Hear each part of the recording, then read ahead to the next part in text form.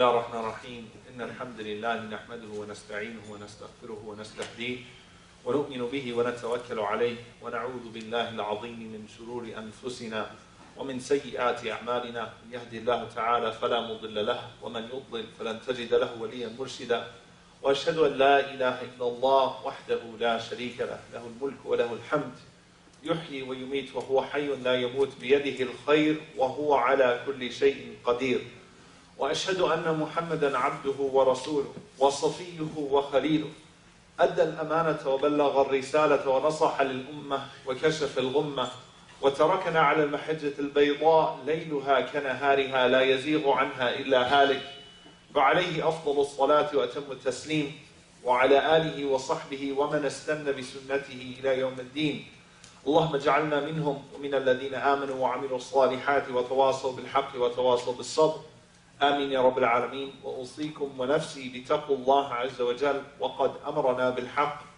وقال تعالى يا أيها الذين آمنوا اتقوا الله حق تقاته ولا تموتن إلا وأنتم مسلمون وقال سبحانه يا أيها الناس اتقوا ربكم الذي خلقكم من نفس واحدة وخلق منها زوجها وبث منهما رجالا كثيرا ونساء واتقوا الله الذي تساءلون به والأرحام إن الله كان عليكم رقيبا يا أيها الذين آمنوا اتقوا الله وقولوا قولا سديدا يصلح لكم أعمالكم ويغفر لكم ذنوبكم ومن يطع الله ورسوله فقد فاز فوزا عظيما ثم أما بعد.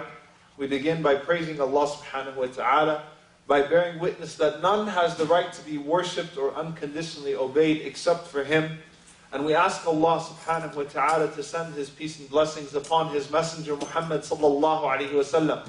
We bear witness that he was sent as a guide to mankind, that his sunnah is the way to live, that he is the best of all creation. And we ask Allah subhanahu wa ta'ala to send His peace and blessings upon His companions and His family and those that follow until the Day of Judgment. We ask Allah subhanahu wa ta'ala to make us amongst them. Allahumma ameen. Dear brothers and sisters, Allah subhanahu wa ta'ala says something very interesting in the Quran.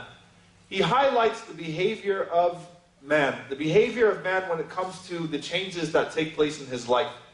And usually when we talk about the concepts of gratitude, when we talk about the concepts of patience, when we talk about those types of things, we mention them in regards to major things. So for example, we talk about the concept of having gratitude, whenever something big happens to you. When Allah subhanahu wa ta'ala gives you a huge opening, a new job, or some amount of wealth, or some gift, or a new wife, or a new husband in the situation of the sisters, whatever it is, Allah subhanahu wa ta'ala gives you something big, so then you will be reminded, say alhamdulillah, thank Allah subhanahu wa ta'ala, be grateful to Allah subhanahu wa ta'ala, right? But as far as the small everyday things in life, we don't really talk about it much. So we don't talk about the concept of gratitude, or we don't implement gratitude in our lives for the ability to come to the masjid, although that is huge. For the ability to talk, for the ability to walk, for having enough food to feed you tonight, rather than looking at a major salary. And the Prophet ﷺ says, "Man la yashkur bil qalil, la yashkur bil kathir." Whoever does not thank Allah subhanahu wa ta'ala for the small things will not be able to thank Allah subhanahu wa ta'ala for the major things.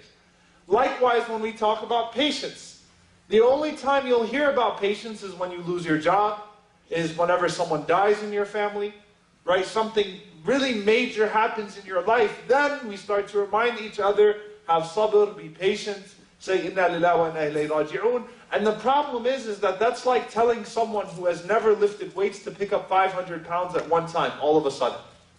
Your entire life, your everyday life reflects no form of patience whatsoever. But then all of a sudden when something bad happens, you think you're going to be able to pull yourself together and have patience. So implementing these two things in our lives, in the daily aspects of our lives, for the smaller things in life, truly requires a certain type of attitude. It requires a behavior pattern. Now Allah subhanahu wa ta'ala tells us in the Quran about how people generally think and operate. وَأَمَّا الْإِنسَانُ إِذَا مَبْتَلَاهُ رَبُّهُ فَأَكْرَمَهُ وَنَعَمَهُ فَيَقُولُ رَبِّي أَكْرَمَنِ. As for the human being, أَمَّا الْإِنسَانُ وَمَا سُمِّيَ الْإِنسَانِ إِلَّا لِنَفْسِهِ. Allah subhanahu wa ta'ala mentions the name insan here, this forgetful creation.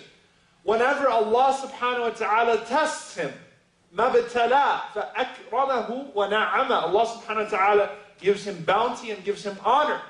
Right? This is all we search for in life. We look for reputation, we look for wealth. At the end of the day, this is what usually people are toiling after. Reputation and wealth. So Allah subhanahu wa ta'ala says, this person when he's tested, مَبْتَلَاهُ رَبُّ فَأَكْرَمَهُ وَنَعَمَ. And it's very interesting here, the word usage, the fact that Allah subhanahu wa ta'ala from the very start tells us that this is a test. Your wealth is a test.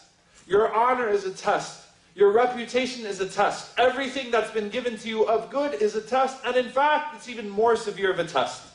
Because Ata rahimahullah said, Al-ibtila'u bin-na'im aqsa wa ashad min al-ibtila'u bil-dhiqi wal-faqr. To be tested with good things is much worse than being tested with bad things.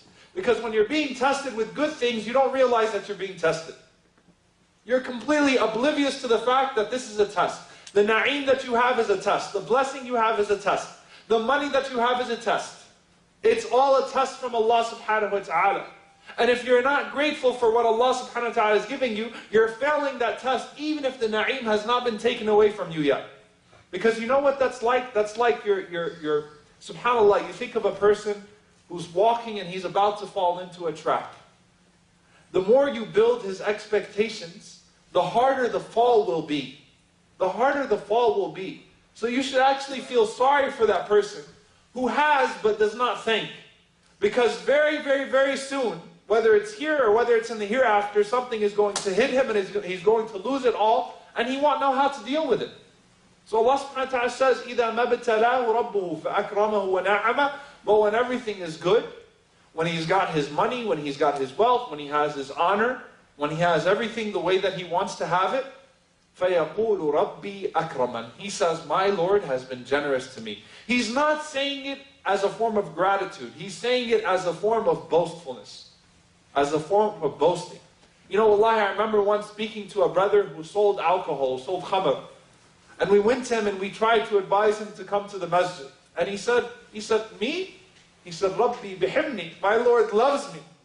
Says, MashaAllah, I own this house, I own this many cars, Allah gave me kids, my wife never had a miscarriage, we have 8 kids, MashaAllah, they're all living wealthy. My Lord loves me. So subhanAllah, he says it as a form of boastfulness. My Lord loves me. Rabbi akrama. وَأَمَّا إِذَا مَبْتَلَاهُ. Allah subhanahu wa ta'ala says that same individual, مَبْتَلَاهُ, the same person, فَقَدَرَ عَلَيْهِ رِزْقَهُ. Allah subhanahu wa ta'ala just restrains a little bit his wealth. Allah restrains it. Now qadr, the meaning of the word qadr is to restrain, to restrict. One of the reasons why Laylatul Qadr is called Laylatul Qadr, as the scholar Sayyid Imam al-Qushayri rahimahullah says, because of the amount of angels that are roaming on the night of Al-Qadr, there is no space for them. SubhanAllah, because of the amount of angels, of malaika.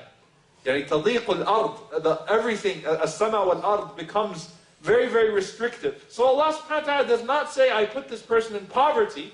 قَدَرَ عَلَيْهِ رِزْقَهُ. His wealth was restrained. It was restricted. It was less than before. فَيَقُولُ رَبِّي أَهَانًا. He blames Allah.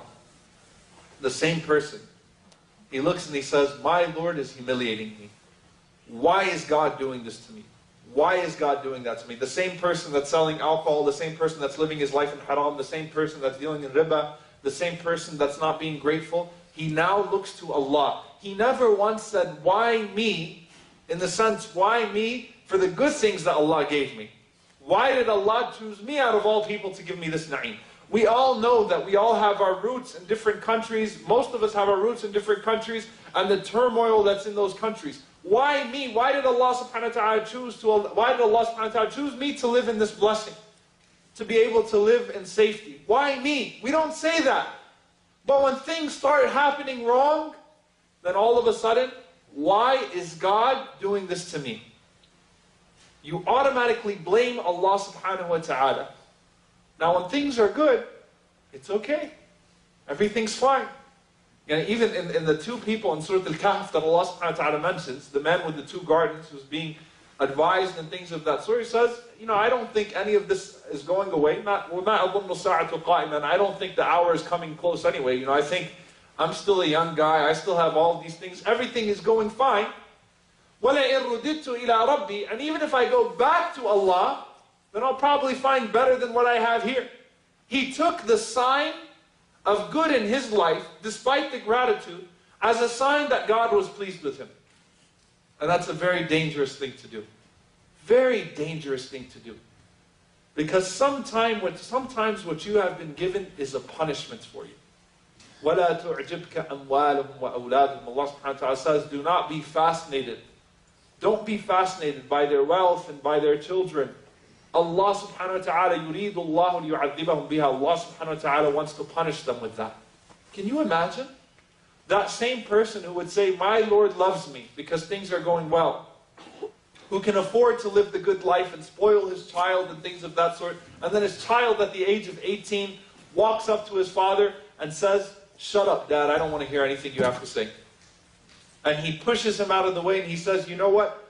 You don't own me. I'm a grown man now. I'm an adult. That's adab. That's punishment. Wallahi, that's punishment. Or a person who did not raise his daughter with the concept of al-hishma and modesty and hijab. And then after all you've given her, at the age of 19, 20, she goes and she runs off and she, leaves you for some guy or something of that sort. That's a punishment for you. That's adab. SubhanAllah. Allah subhanahu wa ta'ala is punishing them. And if you really think about it, the most miserable people on the face of the earth are the rich and the famous. The richest ones and the most famous ones. Think about it, subhanAllah. You watch all of the, you see all of these different TV shows and things of that sort where you see these characters and you know that at the end of the day they're going to get a paycheck. They had that show about Raymond and things of that sort, and I think he was making $7 million per episode. Wow. After every episode they go home with their big fat check. But at the same time, these are the same people that are most likely to commit suicide or be found in a bathtub in some hotel room. The same people. Allah, they have wealth, they have fame, they sold their souls for the fame. Their entire lives, they sold their souls for it. But now, they'll go crazy, they'll start to use hard drug after hard drug after hard drug. And then after that, subhanAllah, I remember there was once an interview with one of these celebrities that said, the only thing I want in life is to be able to go out with my daughter and get an ice cream cone without anyone in my face. SubhanAllah, you got into this field, you killed yourself for this field, and now the only thing I want is to be able to go with my daughter and get an ice cream cone and not be bothered. What happened here? It was adab. It was punishment. And Allah subhanahu wa ta'ala mentions to us in 2 ayat that are in 2 subsequent surahs. It's amazing. In one ayah, Allah subhanahu wa ta'ala says, فَلَمَّا نَسُوا مَا ذُكِّرُوا بِهِ. Whenever, in Surah Al-An'am, whenever they forgot what they were reminded of, they turned their backs. They were reminded time after time after time, and they kept on turning their backs. Now, what do you think Allah is going to do? Is Allah subhanahu wa ta'ala going to send a tornado to his house? Is Allah subhanahu wa ta'ala going to turn the ground on him? What is Allah subhanahu wa ta'ala going to do to him? فَتَحْنَا عَلَيْهِمْ أَبْوَابَ كُلِّ شَيْءٍ. We open for them the doors of everything. This is what you want? Take it. You think this is what's going to make you happy? You think this is purpose? Take it. Here is your salary. Here is the wealth. Here's the status. Here's the house that you wanted. You wanted to buy your house on riba so bad. You got your fatwa. Here's your house. Go ahead. Take it all. Allah subhanahu wa ta'ala is punishing you with that. حَتَّى إِذَا فَرِحُوا بِمَا أُوتُوا. Until they became pleased with what they had. أَخَذْنَاهُ بَغْتَةً. We snatch them all of a sudden. فَإِذَا هُمْ مُبْلِسُونَ. So they are in a state of utter despair. SubhanAllah. They thought they had it all. Everything was open to them. But it was a punishment. It was a drug. SubhanAllah, one of the worst things about a drug is with every single drug, you're not satisfied. You want the next drug. Until you'll kill yourself because you've run out of drugs. Dunya is a drug.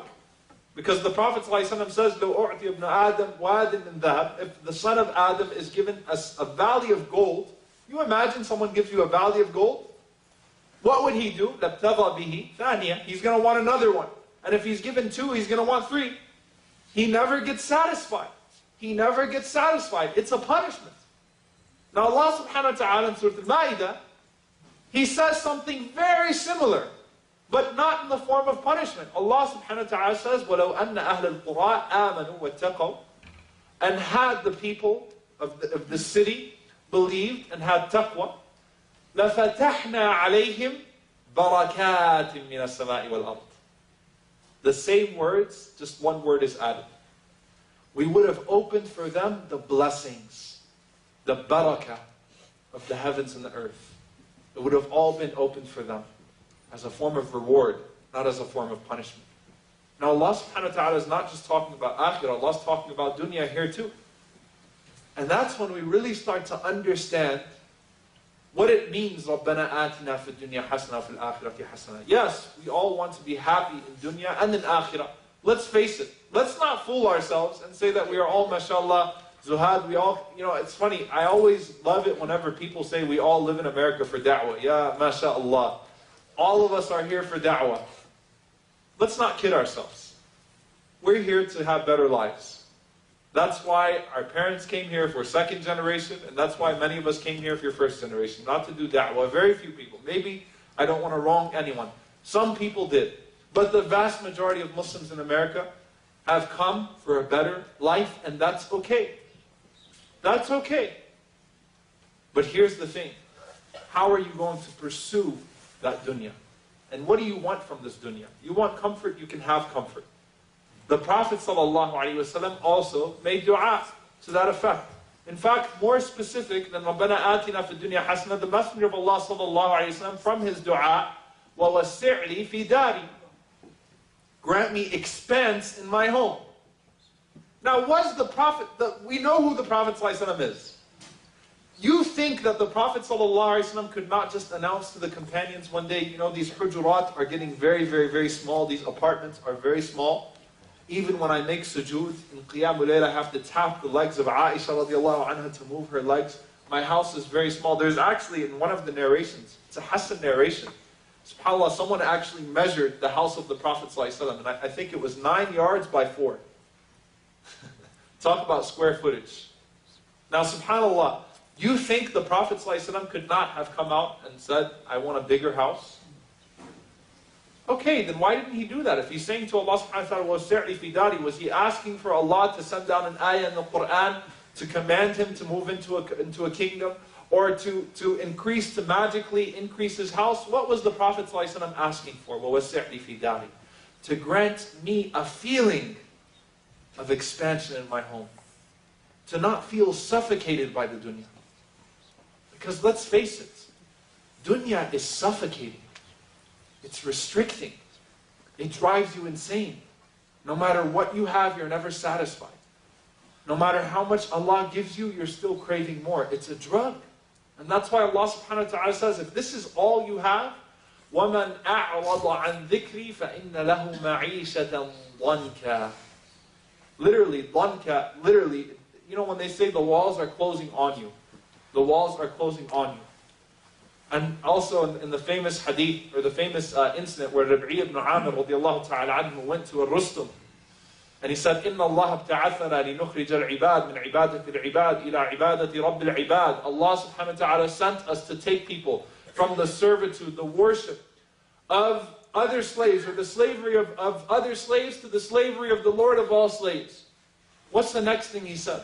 وَمِنْ ضِيقِ الدُّنْيَا إِلَىٰ سَعْةِ الْآخِرَةِ. From the constriction of this dunya to the vastness of the akhirah. Subhanallah. From the vastness of the akhirah.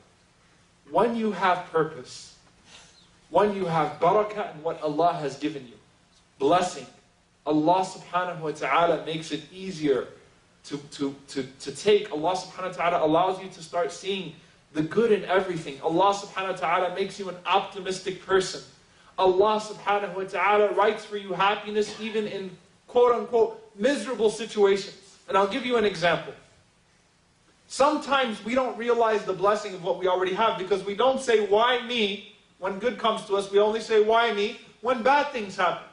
And the test of an-na'im is a shukr. The test of blessing is shukr. Sometimes brothers say, I want to know, is Allah testing me? Are you grateful for what you have? Then inshallah ta'ala, this is a good thing. This is a reward from Allah subhanahu wa ta'ala. Just keep on being grateful. But you know, subhanallah, I want you to just imagine this incident. Envision this for a moment. Let's say that you just had the worst day of your life. You had, a bad day at work. You had a fight with your wife on the phone. And then you got in the car, you had to go pick up your child from school. And you're just miserable. You're having a terribly bad day. Let's say that your child on the way out, when he put his book sack in the trunk, he slammed the trunk so hard that he hurt the car. He scratched the car. What are you going to say to your child? You're going to yell and scream, right? If you like your car a little bit too much, if you're obsessed, because we have a tendency in America to personify things. If you have a special name for your car, a pet name for your car, you'll come out and you'll say, are you okay? To your car, and you'll yell at your son. You'll want to beat your son. I hope none of you will beat your son for that. But subhanAllah, it'll just make your day more miserable. Now let's say that your son came to the car. And alhamdulillah, he was a good boy. He put his book sack in the back seat. He sat in the car, but you're just having a bad day. And then your car flipped over and you had an accident. And you managed to escape your car. And as you're escaping your car, you realize that your son is still in the car. Do you care about your car at all at that point? Are you thinking to yourself, oh no, the hubcap, the rims, it got scratched? Are you thinking of that? No. I just want my son. You see, Allah gave you. You just weren't realizing it. SubhanAllah, Allah gave us. We're not realizing it. And it became a test. We ask Allah subhanahu wa ta'ala to grant us this beautiful quality of a shukr and thankfulness and gratitude. We ask Allah subhanahu wa ta'ala to forgive us for our heedlessness. Allahumma ameen. أقول قولي هذا واستغفر الله لي ولكم ولسائر المسلمين فاستغفروه إنه هو الغفور الرحيم.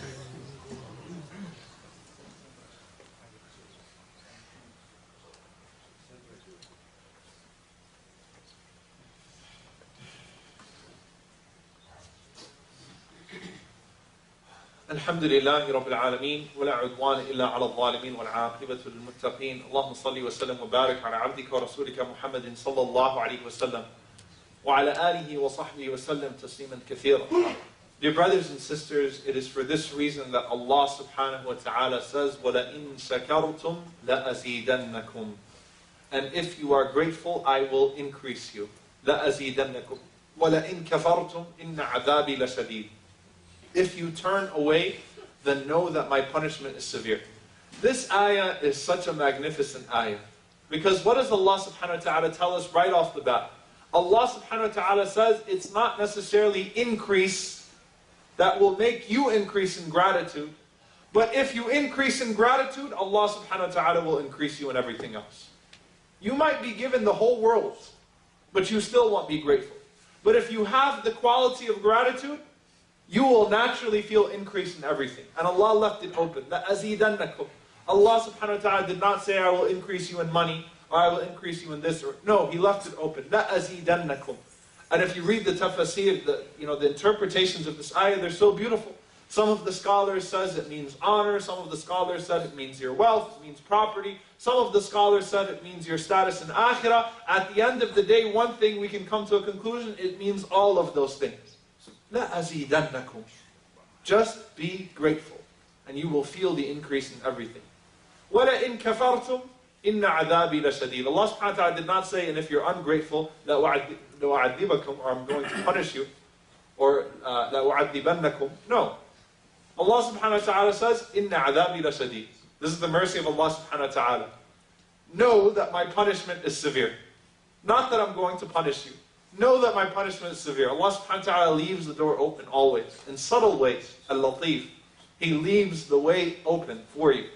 Even in Surah Al-Buruj, Allah subhanahu wa ta'ala, He talks about those who killed the people of the ditch. ثُمَّ لَمْ يَتُوبُوا فَلَهُمْ عَذَابٌ شَدِيدٌ. And then they don't repent. Allah subhanahu wa ta'ala leaves open the door even for criminals. And Imam Hassan al-Basri rahimahullah, he says, Subhanallah, قَتَلُوا أَوْلِيَاءَ, they killed the awliya, the most beloved of Allah subhanahu wa ta'ala, وَهُوَ يَدْعُوهُمْ إِلَى الْكَرَمِ وَالْجُودِ, and Allah subhanahu wa ta'ala is calling them to generosity and benevolence. Allah subhanahu wa ta'ala is calling them to good. Allah always leaves the door open for you. And that in and of itself is something that we need to be grateful for. But again, that incident, dear brothers, that hypothetical incident that I just mentioned to you, driving, on the way back from school. Many of you may remember the tornadoes that hit Joplin, Missouri. Joplin, Missouri, very recently, about a year ago, was destroyed by tornadoes. And I remember, subhanAllah, CNN was interviewing all these different people. And obviously, the job of the newscaster is to evoke emotion. He tries to get the most newsworthy news, basically, the thing that's going to attract people. So even if it's complete nonsense, they're going to try to get what's going to catch the attention of the viewer. So what did they do? They'll go stand with these people in front of their destroyed homes, and they'll say, how do you feel about what's happened to you? I mean, you ask someone the same day or a day after they just lost everything that they had, how do you feel, or what do you want to say? You're obviously trying to get them to cry. You're trying to get them to fall apart, and then once they start falling apart, the camera will zoom in on your face, show your tears. They're not interested in what's really wrong with you. It's just trying to get the most newsworthy news. So how do you feel? And I remember, subhanAllah, because sometimes we can truly learn lessons from those who don't have Islam, but sometimes have impulses based on fitrah. Sometimes they act upon their fitrah, even though they're not Muslims. There was one woman who was holding her 2-year-old baby. And she said, today is the happiest day of my life. Why is that? She said, because when the tornado hit, my daughter started to fly away. And I grabbed her by the arms, and I held her, and I thought I was going to lose her. And when it was all said and done, she was still in my arms, and she was still alive. So I never appreciated her, or the blessing of her, until this day. SubhanAllah.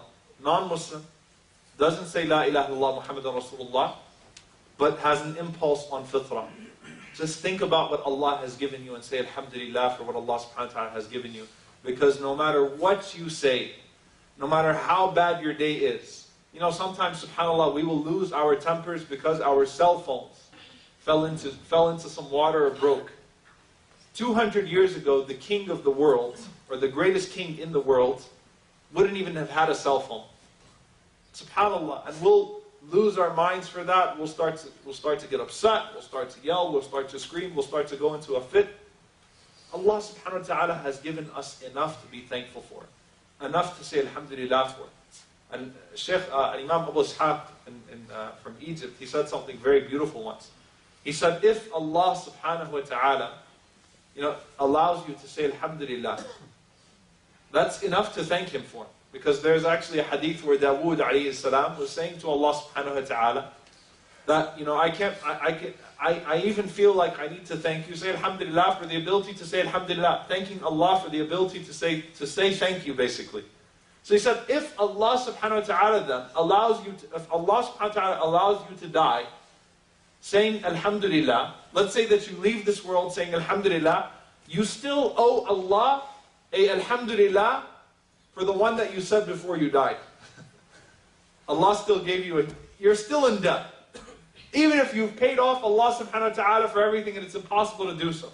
Hypothetically speaking, you've said Alhamdulillah for every blessing in your life. The hundreds of processes or thousands that take place in your body for you and I to function right now. Even those of you who are sleeping in the khutbah, hundreds of functions going on in your body to say Alhamdulillah for.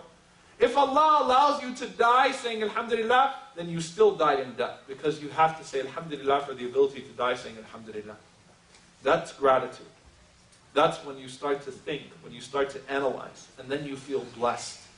You realize your situation, and you have self-worth, and Allah subhanahu wa ta'ala elevates you thereby in this dunya and the akhirah. We ask Allah subhanahu wa ta'ala to grant us patience and gratitude in all situations of our lives. We ask Allah subhanahu wa ta'ala not to make the blessings that come upon us a means of punishment, but rather a means of blessing. And we ask Allah subhanahu wa ta'ala that when hardship comes to us, it is not a manifestation of His punishment, but rather it's a manifestation of His reward and His means of elevating us. And we ask Allah subhanahu wa ta'ala to make us amongst those who look for every opportunity to draw close to Him. اللهم اغفر للمؤمنين والمؤمنات والمسلمين والمسلمات الأحياء منهم والأموات إنك سميع قريب مجيب الدعوات. اللهم اغفر لنا وارحمنا واعف عنا ولا تعذبنا. ربنا ظلمنا أنفسنا وإن لم تغفر لنا وترحمنا لنكونن من الخاسرين. اللهم إنك عفو تحب العفو فاعف عنا. اللهم اغفر لوالدينا رب ارحمهما كما ربونا صغارا. ربنا هب لنا من أزواجنا وذرياتنا قرة أعين وجعلنا للمتقين إماما. اللهم انصر المستضعفين في مشارق الأرض ومغاربها. اللهم انصر المستضعفين في مشارق الأرض ومغاربها. اللهم انصر المستضعفين في الشام. اللهم انصر المستضعفين في الصومال. اللهم انصر المستضعفين في باكستان. اللهم انصرهم في العراق. اللهم انصرهم في الشيشان. اللهم انصرهم في أفغانستان. اللهم انصرهم في كل مكان. اللهم عليك بعدوهم. اللهم أهلك الظالمين بالظالمين واخرجنا من بينهم سالمين. عباد الله، إن الله يأمر بالعدل والإحسان وإيتاء ذي القربى وينهى عن الفحشاء والمنكر والبغي يعظكم لعلكم تذكرون. فاذكروا الله يذكركم واشكروه على النعماء يزد لكم ولذكر الله أكبر والله يعلم ما تصنعون. وأقيموا الصلاة.